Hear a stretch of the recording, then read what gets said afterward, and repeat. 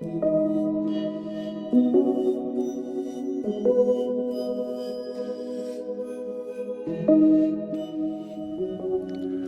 my name is Martin Williams, and I'm an entrepreneur and coach dedicated to helping people reach their full potential. These next 30 days, we are going to be going through the classic self-help book, The Science of Getting Rich, written by Wallace Wattles. The book was one of the main inspirations for the movie The Secret.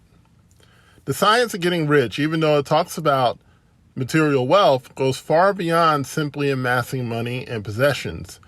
It is more about learning how to think and act in a way that brings you more of what you want in life. At its heart, this is a mindset book. I think you'll get a great deal out of the study, and I couldn't be more happier to bring my commentary to you. Chapter 1, The Right to be Rich. Wattles talks about the purpose of wealth. The purpose of wealth, according to him, is to use and develop yourself to your highest potential. And in his opinion, you can't do that being poor. Now, if you're poor, that often means that you have to use your time working a job or doing work in order to survive, in order to make ends meet, to pay your bills, pay your rent, pay your car note, so on. And that goes beyond just being poor. The average American works from paycheck to paycheck. They live from paycheck to paycheck. And if they were to suddenly stop working, within 1 to 2 months, their life would be completely disrupted. So that means that there's very little time for personal development. And even if you have money, you can't necessarily sit on a lot of it too long because you have inflation, you have rising cost of different things, and this makes it really difficult to get to a place where you no longer have to work and or bring money in. So you develop yourself by making use of more things. The more things that you make use of, the more you develop yourself. Now, Wattles talks about the chief objective of life being development. And just like a construction company develops a piece of land into a multi-million-dollar complex, we have the responsibility to develop ourselves to our highest potential. So what I got from this first chapter is that it's necessary to move from wealth being a luxury to being a requirement, right? The requirement isn't for us to just have money just to have it, but for that wealth to allow us to live in a way that helps us attain complete development in mind, body, and soul. Wattles commented that it's a sin to be content with less than what you want. If you want more, not only should you have it, it's your duty and responsibility to attain it. It's very interesting to even say those words because that's not how I grew up. And I'm betting that's not how you grew up as well. You probably learned, as I did, that having money or being wealthy is a luxury, a blessing, and it's not something that happens to everyone, so you should be fortunate, or you should feel fortunate that you have more money than the average person. Now, wealth is a blessing. Don't get me wrong. It's a blessing to have enough. It's a blessing to be able to go to your refrigerator and see food and, to live in a place that is comfortable, a place that is sheltered from the elements, right? That's a blessing, and I don't take that lightly. But what Wattles is talking about here is basically moving beyond that and seeing wealth as a right, seeing it as a requirement of life. And when you see wealth as a requirement, it changes the way that you approach everything in life. It changes the way that you approach your work. It changes the way that you approach, pretty much every area of your life, your recreation, your family, everything. Because now it's not so much getting wealthy as something that, well, it might happen, it might not happen. It'd be great if it did, but if it doesn't, that's okay. That's not what this is talking about. This is talking about making wealth a requirement. It's your duty to become wealthy. And again, it's not to just have money to have it, but it's to obtain the fullest development of yourself. And I'll go into that a little more. Okay? Being rich is a right. Just like the right to, our freedoms here in America, the freedom of speech, freedom of religion, freedom to move about how we want, right? Freedom to live where we want to live, freedom to drive what we want to drive, freedom to, just have the opinions that we have. Being rich is another one of those rights. We have a right to be rich. And I got to be honest, I never thought of it like that.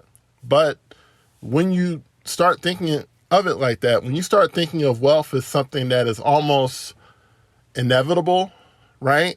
Because you take ownership of that place. It's like you take ownership of, okay, I'm going to be wealthy one day, right? Because I have a right to be. I'm not looking at it as something that's luck or happenstance, or it'd be nice if it happens. I don't think of having the freedom of speech being something that would be nice if it happens. No, I have a right to that, right? And putting wealth on that same level really changes the way you think, okay? Success in life is becoming what you want to be, says Waddles. You become what you want by making use of things. And you can only make use of things when you are rich enough to buy them. Wanting to live more abundantly is normal. It's normal to want more. It's normal to want a better car, a better home, a better school for your kids. It's normal to want better clothes and to want better experiences. It's normal to want to travel. These things are normal. Don't ever, again, think that you're abnormal for wanting better things in life, because you're not abnormal. It's very normal. Because, in my opinion, the God in us desires more. The God in us desires better so we can experience more. Okay? If you grew up poor, or grew up not having enough, or grew up having long stretches of lack, you've already experienced that. Why would you want to experience it again? The only time that a person continually thinks that way is because they think that they're just doomed to live that way, right? They think that, it's only a matter of time before whatever I have is taken from me. And that's a totally wrong way to think. You have a right to be rich, but you only experience it when you exercise that right to be rich. So I think there are some people who try to make you feel abnormal for wanting more, but they're the ones who got it wrong. Waddles finishes chapter 1 by explaining what it means to live fully in mind, body, and soul. And this is the only way that a person gains the fullest expression of life. To live fully in body, you need good food, comfortable clothes, comfortable shelter, and freedom from excessive toil.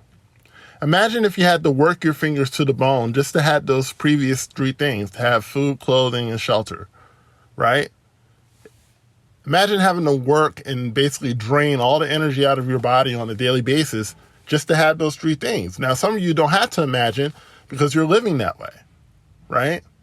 It would be hard to live like your fullest expression because deep down, you really want something that's less taxing if you're going to be honest with yourself. Right? If you're honest with yourself, you don't want to live like that or work like that for the rest of your life. Right? So that first part, living fully in body, means eating well, dressing well, and living well, and living in a comfortable place where you lay your head down at night. And not having to work, again, yourself almost to death just to have food, clothing, and shelter. The second part is to live fully in mind. Waddle says that you need good books, and I would add videos, audios, and courses, and the time to study them, as well as the opportunity to travel to different lands and interact with people who are also pursuing a higher expression of life. Waddles also adds that wealth in mind includes being surrounded by art and beauty to the extent that the person is capable of appreciating it. When I lived in Philadelphia, I worked briefly in the Museum of Art, and it was a lot of fun because I got to see all the exhibits for free. I actually got paid to see them, if we're being honest. Nothing makes you feel wealthy in mind quite like looking at priceless works of art. There's something about appreciating art that does something to your mind and to your heart. And when I went to school in Norfolk, Virginia, it was the same thing. I had the opportunity to go to the art museum there. They actually had free days for students. So I was able to go there, and that museum is beautiful as well. To live fully in soul, Waddles said that a man must have love in his life, and love is denied its fullest expression by poverty. Now, there are, of course, exceptions to this rule. There are people who live at or below the poverty line who do experience love. But I understand also what he's talking about, because how many times have we heard that financial problems are the leading cause of divorce, certainly in America? It's very difficult to live in love and peace where there is constant financial uncertainty and lack. A human's highest happiness is found in the bestowal of benefits upon those he loves. Put simply, we're at our happiest when we're giving to others. And love is the most natural and spontaneous expression of giving. And when you don't have anything to give, it's very hard to fill your place in the world, whether it be as a mother or father, as a spouse, as a family member, as a friend. It's very difficult to give when you don't have anything to give. So, to summarize the chapter, Waddles really resets the mind of the average person to not only think about being wealthy, but to see wealth as a right, as a birthright. To see wealth as something that not only you can have, but something that you're supposed to have, something that you're supposed to obtain. Now, a lot of people might say, well, that's not true, because look at how few people actually have wealth. And I would counter in saying it doesn't mean that it's not a right. It just means that they haven't pursued it as such. How many people do you know pursue wealth as a right, as opposed to something that might happen, might be okay if it happens, but really pursuing wealth as something that is a birthright? But when you start to look at it like that, as I said before, everything changes. So I want to thank you for listening to chapter 1 of this deep dive into the science of getting rich. Stay tuned for chapter 2 as we go deeper into this book. And if you are enjoying this, please let me know in the comment section. If you have any questions, if you want to start a discussion, please feel free to do so. I'll be more than happy to engage in that with you. But for now, I'm Martin Williams. Thank you for listening.